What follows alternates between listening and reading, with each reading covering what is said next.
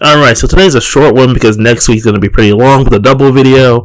But I'm just going to say this. I am a massive One Piece fan. I've been a massive One Piece fan ever since I saw the anime years ago. And while there have been some times where I've dropped off the series, I have always come back more impressed than when I left.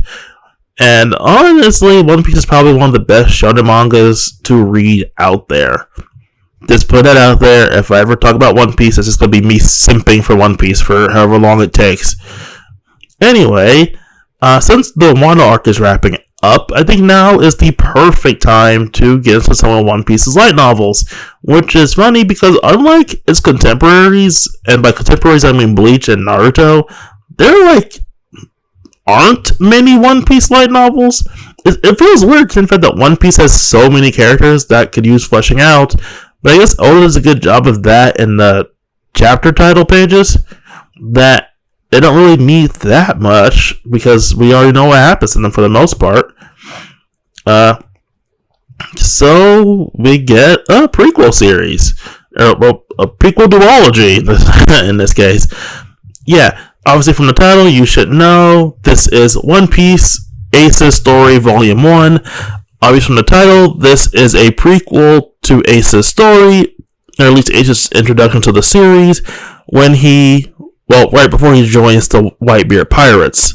For those of you who don't remember, and it's not mentioned as much in the series, so I can forgive you if you don't exactly remember it. I mean, there are over 1,000 chapters of this manga by this point, and over 1,000 episodes of the anime too, Jesus. Yeah. Ace, for those of you who don't remember, did have his own pirate crew before Whitebeard beat him and basically forcibly adopted Ace into his crew.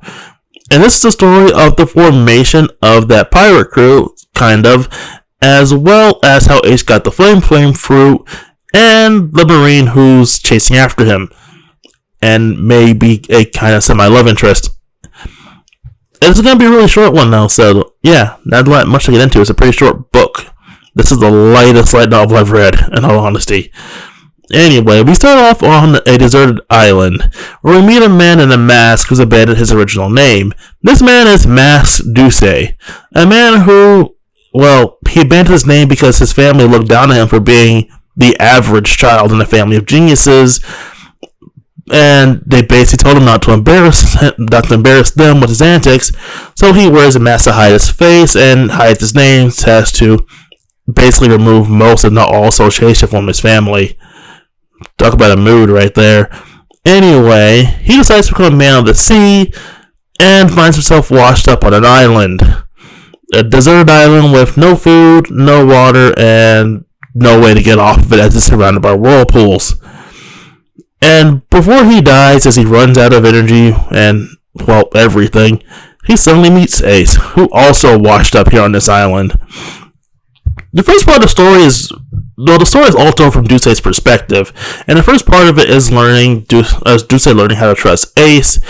Obviously this guy has trust issues concerning the fact that his family treats him like literal dirt, as well as him learning of Ace's really truthfully good nature.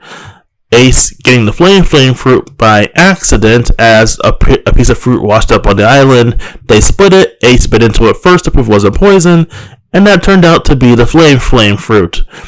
Ironically, this newfound power of Ace's being how they managed to get off the island, and the pair decided to form a pirate crew, basically because they had nothing else, basically to continue Ace's dream, and because Duce has now found respect and trust in Ace and doesn't want to let that go. Which is honestly pretty cool. It's like a really shortened version of when Luffy gets a new crew member. Anyway, we do a lot of skipping around in this story because we skip straight to Ace and crew. Ace having a crew.